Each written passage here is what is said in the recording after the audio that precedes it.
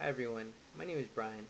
In the last video, I showed you how to simplify propositions. In this video, I want to show you how to assign truth values to the propositions that we're able to simplify. So we'll start with a simple proposition. My name is Brian. So I'll simplify this using letter B. Now, every proposition has two possible truth values, even though it only has one. Two possible truth values are true and false. Every statement is either capable of being true or false. Now, my name actually is Brian, so this statement is true. I'll give you an example of another one. I'll go right here to spell out the full proposition. My cats can fly. Okay, so I'll simplify this using uh, C for cat. Again, this also has two potential truth values, true and false. So in this instance, it's false because one, I don't have a cat, and two, if I did have a cat, it wouldn't be able to fly. The next thing I want to show you is something important.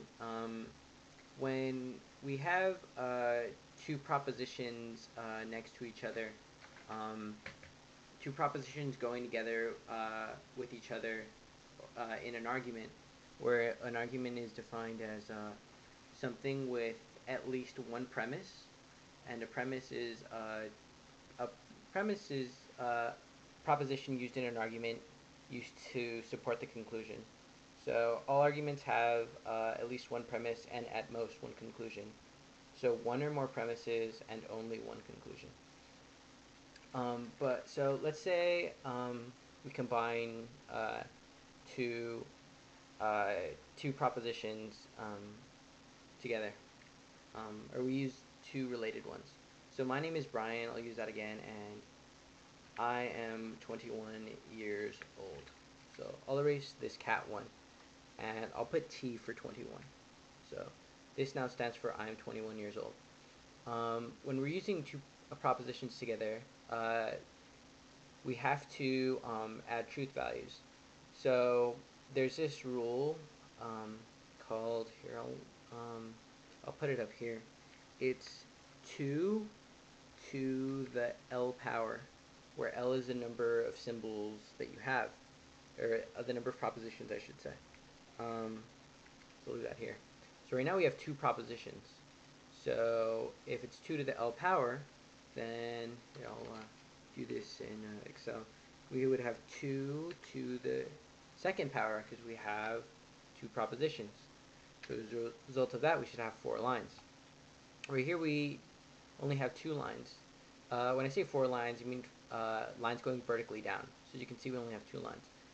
So the first rule is let's symbolize these. So in the first instance, you always are gonna have half of your lines be half of what the total number of propositions you should have. So since we have 4, we're gonna give 2 propositions that are true and 2 propositions that are false. So it's always gonna be half of the total. So the first one is always gonna make up half of the 2. I prefer the convention of 2 true and 2 false. I've seen in computer science and some other different types of truth tables that they use like 0, 0, 1, 1, zeros representing false and 1 representing true, but this is how it was taught.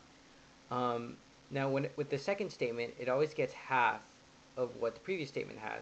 So as you can see right here, this has 2 true, and then this would have 1 true, because it's always half of it. And after that we go to false, and we get 2 false, we go to 1 false. And this last one continues to maintain the pattern. So true, false, and then true, and then false. One thing I want you to notice is that, actually, I made a bit of a confusion, so I'm going to make an alteration. I'm going to make y. I see that I'm using truth values here, and it's a bit confusing to just have one as a t right there, so I'm changing y for years. So what I want you to notice is that the top row is always going to be all true, and the bottom row is always going to be all false. So again, our formula was L to the 2, so I'm going to move this right here, and I'm going to add another proposition. Let's see, I go to a university. So for this proposition, I'm going to symbolize it U. Now we have three propositions. Remember, our rule is 2 to however many propositions we have, 2 to the L. So now we have three propositions, we should have 8 lines. So remember, the first line is always half of however many you have in true and half of however many you have in false. So I'll just delete these right here. We'll start fresh. So since half of 8 is 4, so we get 1, 2, 3, 4 true, and then 1, 2, 3, 4 false. Now the line next to it is always half of what the original one was. So we have 4 right here, so that means we'd have 2 in the next line, 2 true. Then after that we switch the pattern. How many falses do we have? We have 4 falses, so then we switch the pattern. False, false. And we just continue this pattern again. So true, true, and then false, false. And in the next line, it's always half of what the previous one was. So right here we have 2, so we get 1.